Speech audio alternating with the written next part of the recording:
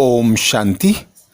आज दिनांक 20 अप्रैल 2022 बाबा ने महावाक्य में हम बच्चों को जो वरदान दिया, वरदान का मनन कर उसका स्वरूप बनेंगे। बाबा वरदान में बोले, पुरुषार्थ के साथ योग के प्रयोग की विधि द्वारा वृत्तियों को परिवर्तन करने वाले सदा विजयी भव। आज बाबा हम बच्चों को सदा विजयी भव का वरदान दे रहे हैं। वरदान में बाबा कह रहे हैं, पुरुषार्थ के साथ योग के प्रयोग की विधि द्वारा वृत्तियों को परिवर्तन करने वाले सदा विजयी भव।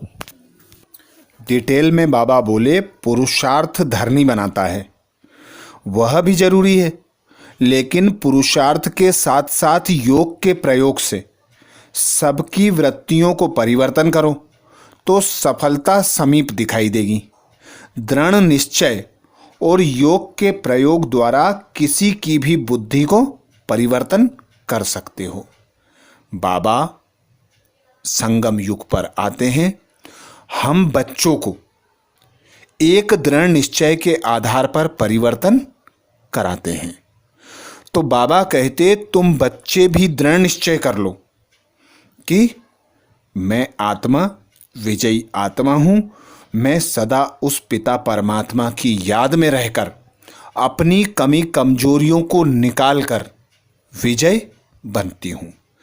जिस प्रकार बाबा कहते कि विष्णु को सेज सैया पर दिखाया होता है, वह 5 विकारों पर जीत पाकर उन 5 विकारों का परिवर्तन कर उन्हें अपना सहयोगी साथी बना लेता है।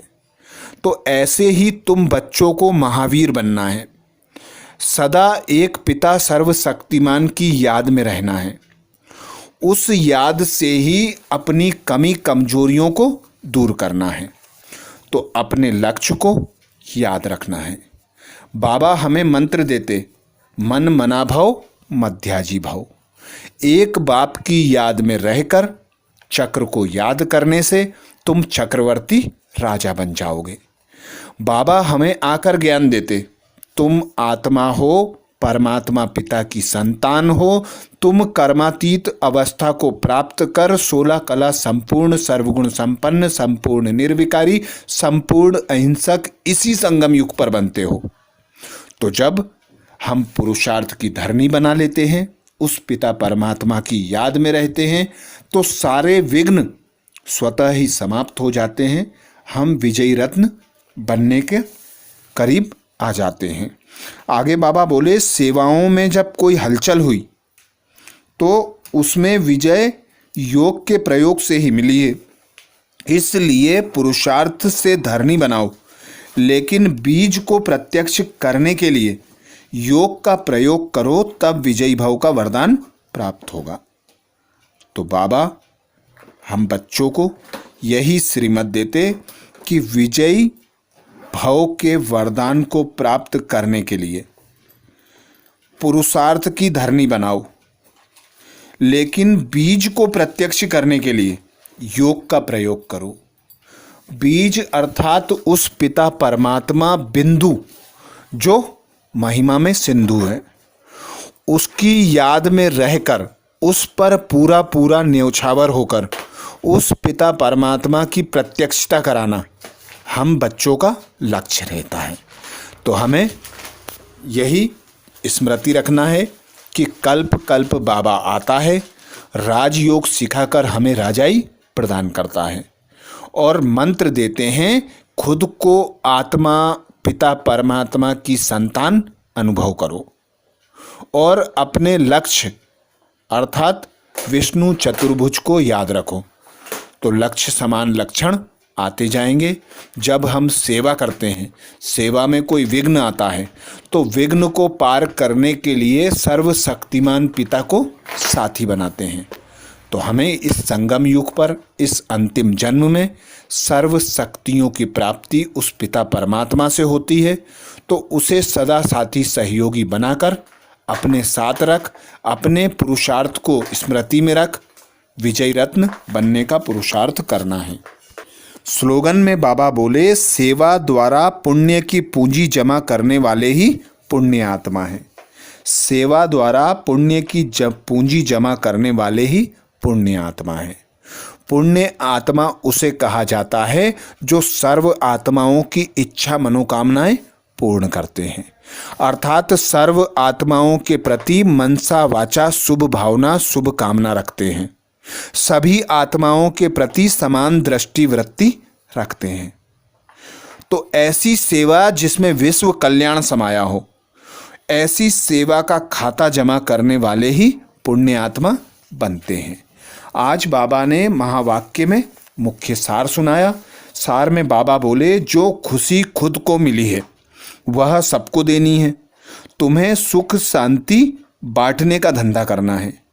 जो खुशी खुद को मिली है वह सबको देनी है। तुम्हें सुख शांति बांटने का धंधा करना है।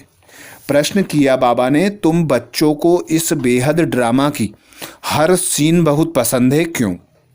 तुम बच्चों को इस बेहद ड्रामा की हर सीन बहुत पसंद है, क्यों? उत्तर में बाबा बोले, क्योंकि स्वयं क्रिएटर को यह ड्रामा पसंद है। जब क्रिएटर को पसंद है तो बच्चों को भी अवश्य पसंद होगा। तुम किसी भी बात में नाराज नहीं हो सकते।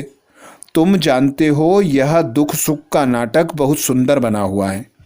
इसमें हार जीत का खेल चलता रहता है। इसे खराब कह नहीं सकते। दिन भी अच्छा तो रात भी अच्छी। इस ड्रामा में जो भी पार्ट मिला हुआ है उसे खुशी से बजाने में बहुत मज़े में रहते हैं। इस बेहद की नॉलेज का सिमरन करने वाले सदा हर्षित रहते हैं, बुद्धि भरपूर रहती है। गीत सुनाया बाबा ने, हमारे तीर्थ न्यारे हैं, हमारे तीर्थ न्यारे हैं। आज बाबा ने धारणा में मुख्य सार बताया। पहला पॉइंट, बाप समान महादानी बनना है। सबको सुख शांति का वर्षा देना है। ज्ञान को धारण कर फिर उगारना है।